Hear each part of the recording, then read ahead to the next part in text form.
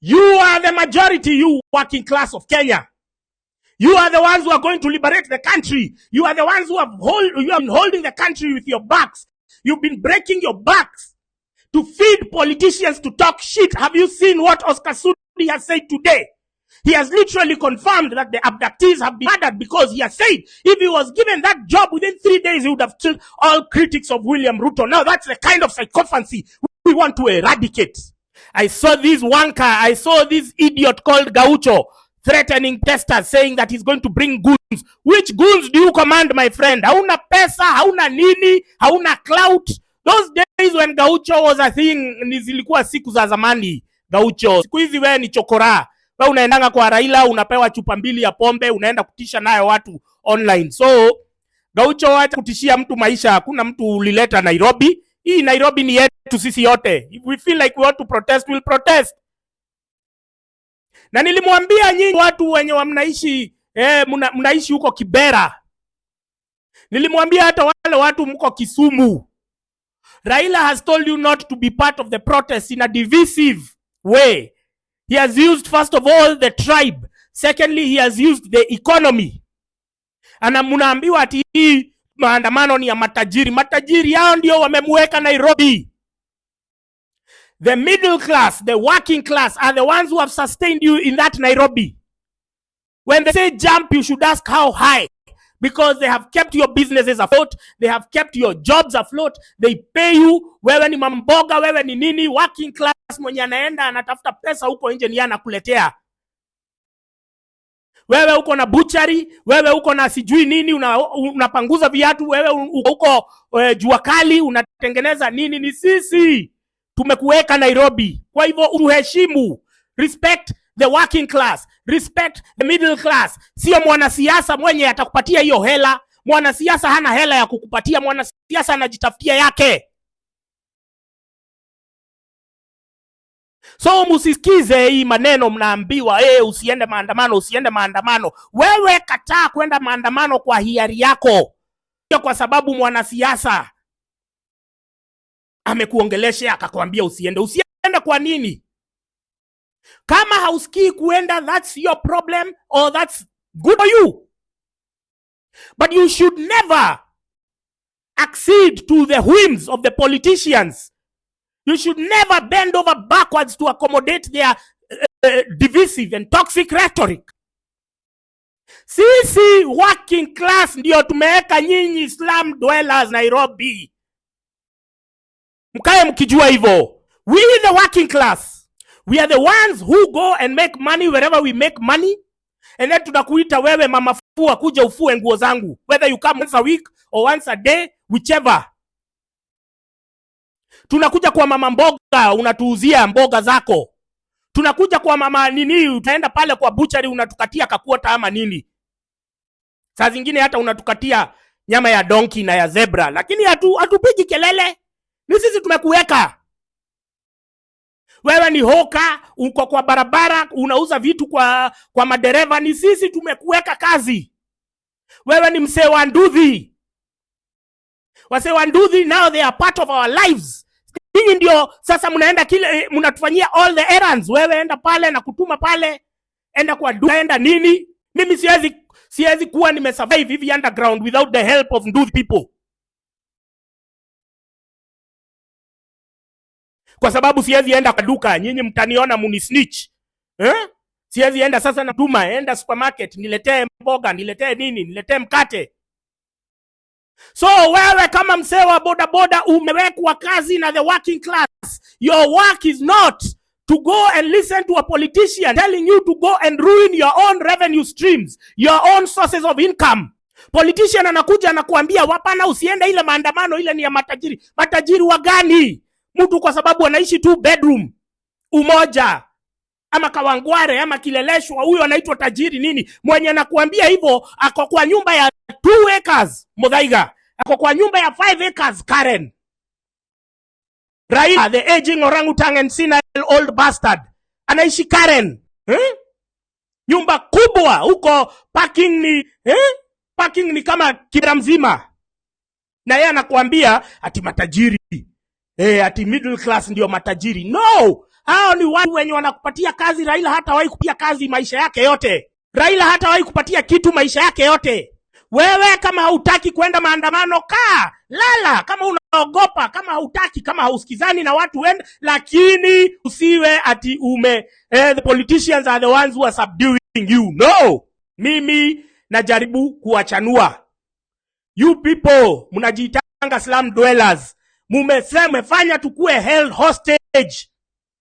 Kwanza wana cook numbers, wanasema ati Kibera is the biggest slum in Africa, which is a lie. Kibera hata haina the real bureau statistics zenye zilifanywa census 2019. You are not even more than 70,000. Lakini kwa media ili mpate pesa ya mzungu mmekuwa mkisema Kibera iko na 1 billion people, and then now you translate that in votes. And then sasa mnaenda campaign kama mmefuatana na Raila, mko wengi hivyo. Sasa you have been used to create the illusion that mko wengi paka you induce something called voter fatigue. You induce something called voter apathy. Kwa sababu mtu wa middle class amesoma zile vitu, ameona haya Kibera has 1 million people na Raila ni anaongeanga huko So huyo anaona anaenda kupiga nini kura na watu wa Kibera ndio wengi hata kutuliko. Let me tell you, the middle class, the working class, you are the majority. Do not be sold for fear. Do not listen to these hoodrats like Gaucho selling you fear, trying to threaten you not to go for protest. Who the f is Gaucho? You are the majority, you working class of Kenya. You are the ones who are going to liberate the country. You are the ones who you have been holding the country with your backs. You've been breaking your backs to feed politicians to talk shit. Have you seen what Oscar Sudi has said today? He has literally confirmed that the abductees have been murdered because he has said if he was given that job within 3 days, he would have killed all critics of William Ruto. Now that's the kind of psychopathy we want to eradicate. Tomorrow, Monday, 6 January, you can step into a new light. You can step. All you have to do is to decide and to move with purpose, move with intention.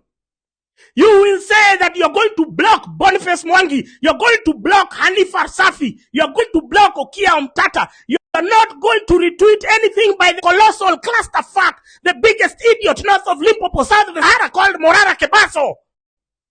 You just have to make the decision. You cannot be intentionally self-sabotaging. You cannot be following your own oppressors. You cannot be following their agents. You cannot be entertaining their rubbish, their garbage. And so I wrote a letter to the media. I wrote a letter to the bloggers. I told you this is time to exercise journalistic integrity, media ethics. You've been told to go and cover a protest. You go and stand with a bunch of commercial activists so that you can regurgitate their nonsense, their bullshit, their rubbish, their shitty songs. We are not about that life. We are done with listening to those shitty songs. They have been singing those shitty songs for the last 15 years. Those shitty songs have not got us anywhere. So tomorrow your work is not to go and look at staged people faking their arrest. Those attention seekers have only one choice. They join the protester and hide there, not to go and hog the limelight. Tomorrow is about the people. Tomorrow is about the victim. Tomorrow is about the cause.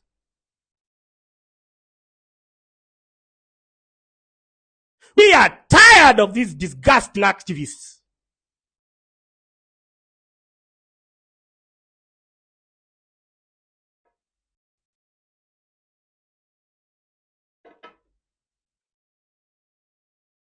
Your work as a journalist, your work as a blogger, as a TikToker, as a live streamer is not to go and follow our own oppressors. Our oppressors right now, it is Boniface Mwangi, it is Okia Omtata, it is Hanifa Adan, it is Morara Kebaso, it is Hussein Khalid, it is Julius Kamau, all the time faking their arrest, trying to hemorrhage attention and resources from the actual needy people who are the cause and the victims.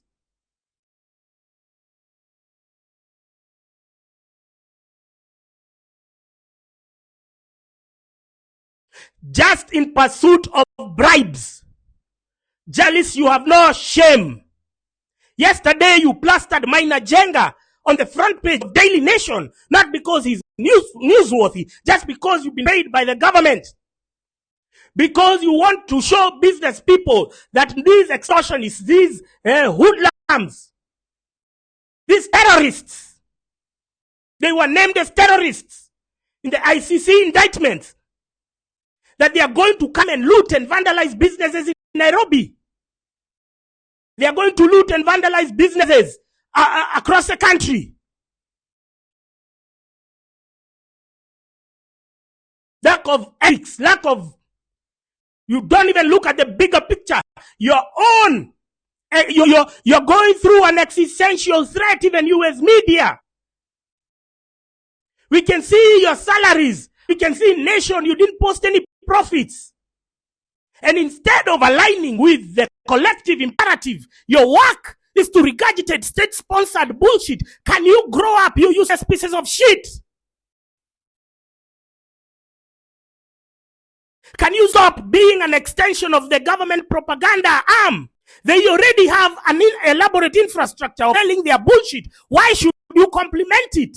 You see, we have to be intentional. We have to move with purpose. We cannot be that we are planning tomorrow. We want to make it successful. But the biggest people that we are talking about is not even the enemy. It's amongst us. It's the journalists. It's the bloggers. It's the activists.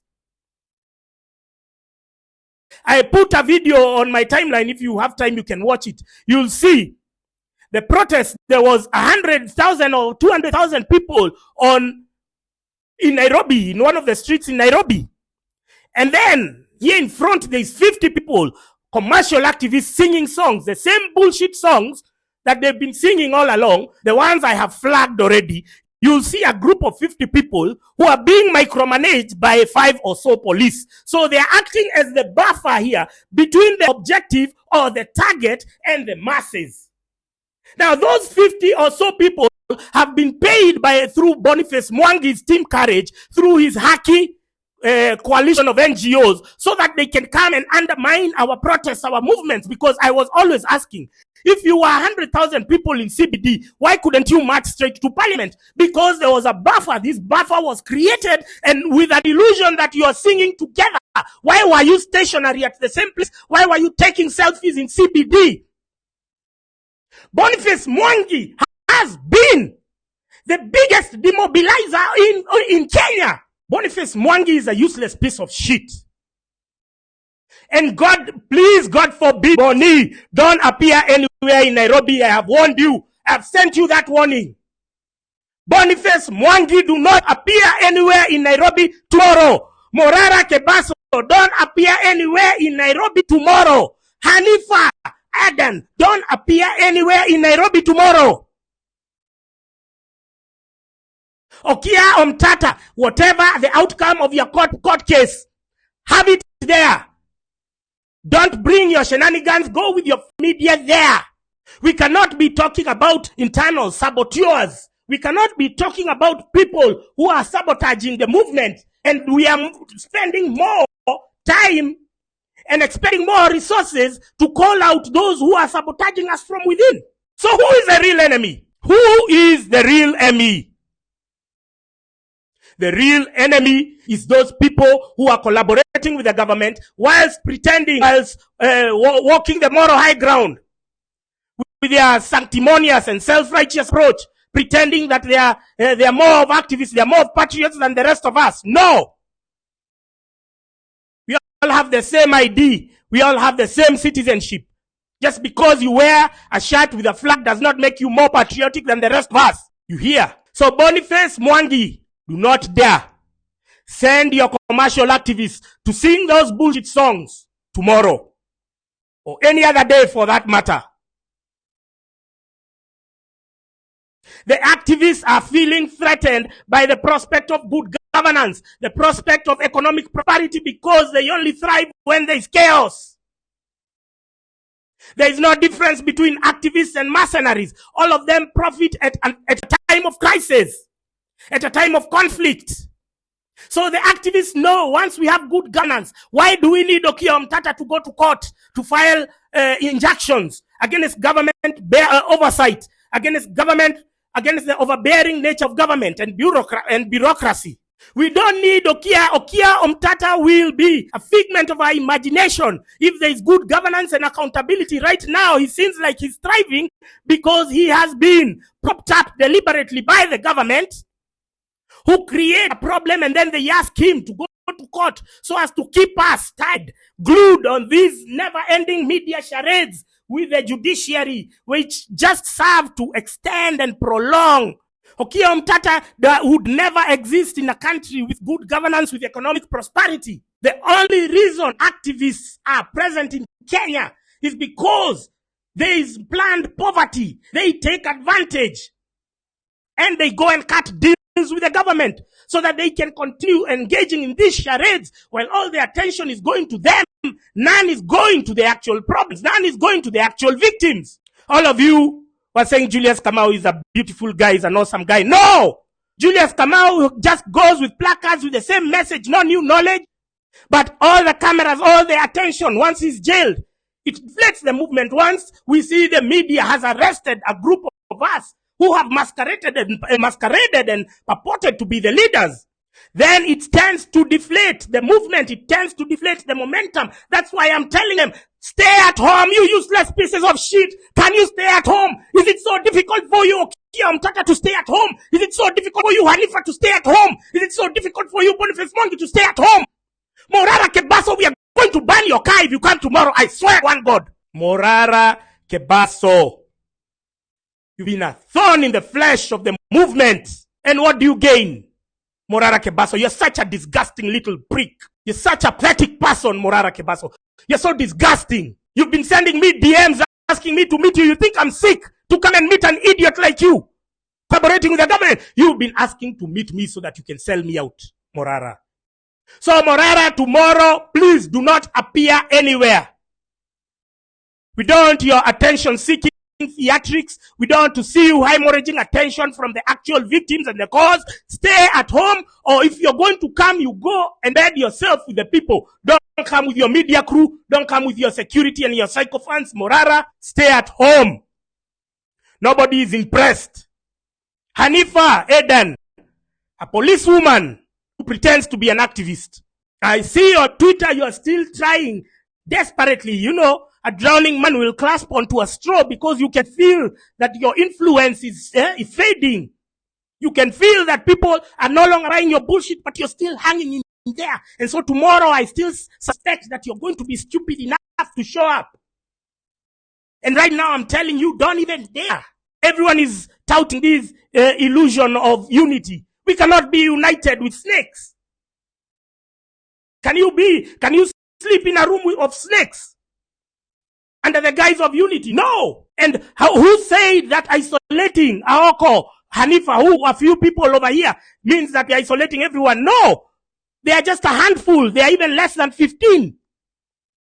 Are you saying we don't have the capacity to isolate 15 people for greater good? Are they more important than the cause? Are they more important than the ones who've been abducted? We can move without them. Until the day we see that they have embarked on remedial measures, that they have changed their ways, that they are no longer going to sell us out, that they are not going to solicit government handouts.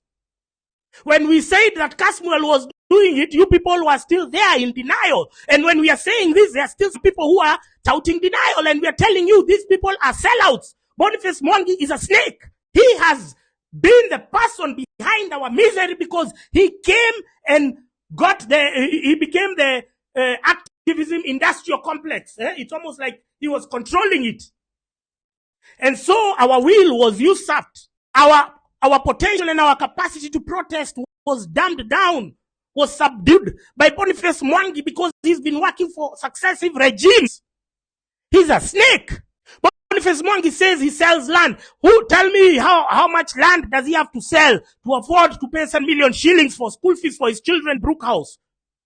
He'd have to be Tatu City or one of these big developers. He cannot explain his source of income, but the source of income is the government for betraying us.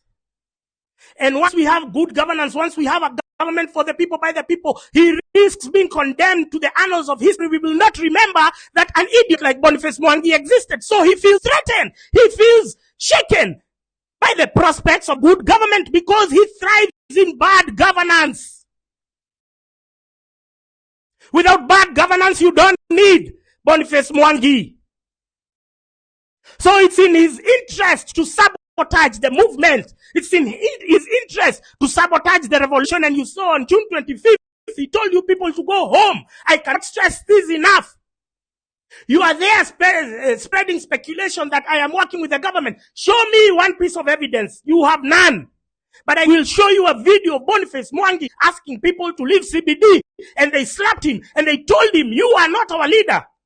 So why do you have this propensity? Why do you have this urge of always ignoring glaring evidence even when it presents itself? The evidence is on the table. This is a Kenyan weakness. This is a character flaw. You guys have a genetic disorder because you even voted for William Ruto while you knew very well that he's an ICC indictee, that you knew very well he's an ICC suspect. He was convicted of murder. His case did not disappear because he was found innocent. His case disappeared because he killed all the ICC witnesses. So why should you develop the urge of ignoring the evidence that has been brought on your table? I have seen a fraudulent activist, Fawz Khalid from Mombasa. He was a solid guy, but since he started eating government money, he's become an asshole. Fawz Khalid, you're such an idiot. You're saying that I'm inciting people from Lusaka. But I thought you guys were looking for Interpol to get me. Why are you making such ludicrous allegations? Huh? The DCA have gone, you don't want people to understand. You don't want people to believe that you can stay underground. You don't want people to believe that you can hide from Safaricom. I had hidden from Safaricom until the day I switched it on and put my SIM card for 2 minutes. That's all it took for police to trace my location. And so I'm telling you right now, you know how to avoid abduction. Don't listen to people telling you nonsense. Don't listen to people telling you crap.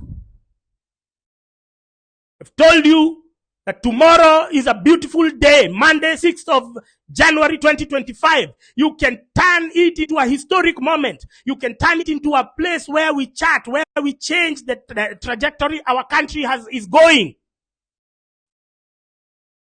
William Ruto has thrived on violence, has thrived on fear, has thrived on scaremongering. But tomorrow you must step out of it. You must show him that you've been weaned out of the propaganda, that you're ready. That June 25th was just a beginning. It was just an introduction. It was just an appetizer. Now we are going for the main course. June 25th was just the entree. Now we are going for the buffet. We are going for the full meal. You must be ready to see government propaganda tactics. Yesterday I spent inordinate time trying to tell the people of the Jaba and the Mera users that all other substances have been cracked down on by the government. There was a big crackdown on alcohol. They raided bars, they raided wines and spirits.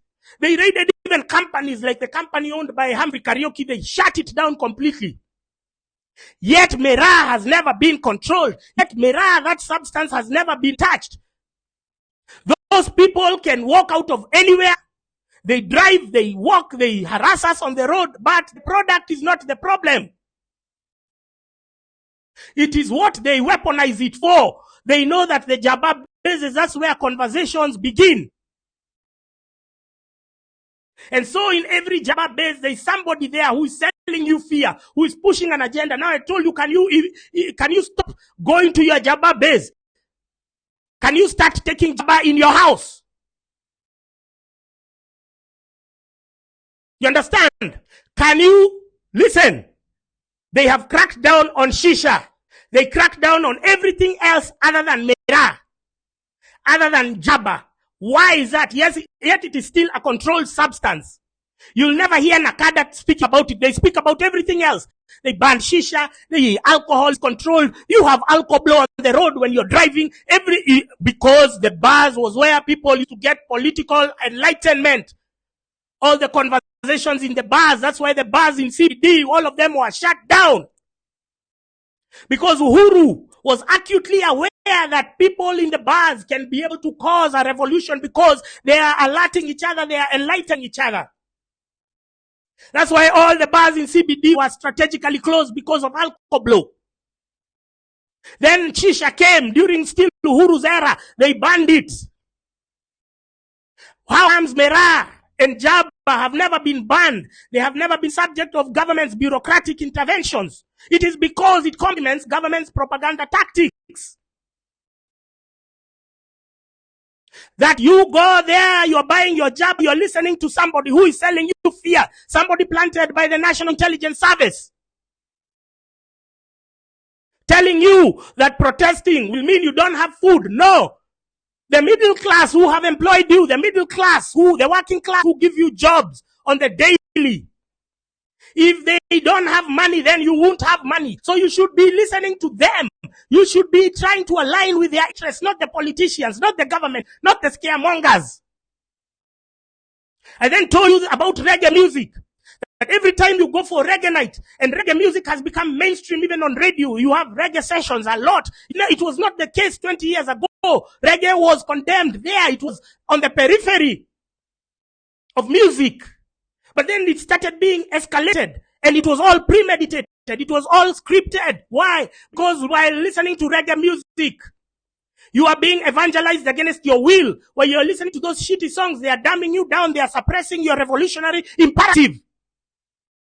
And so when you mix reggae, and then when you mix Merah, you have a toxic dichotomy. You have government controlling your minds. And I told you your cerebrum is infected with government propaganda, and you just regurgitate it involuntarily without even knowing. You go and start telling your friends and family, twendeni nyumbani. You go and start telling who, twendeni nyumbani. Hatufai kuwa maandamano.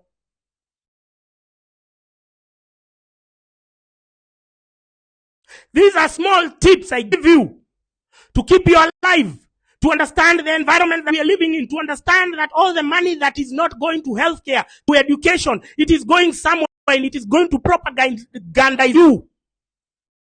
It is going to dumb you down. It is going to demobilize you. But it's only a fraction of it because most of the other money goes outside the country. It is stashed in tax havens. So even the money that Morara Kebaso is getting and Boniface Mwangi, it is not commensurate to the effort that they are putting in.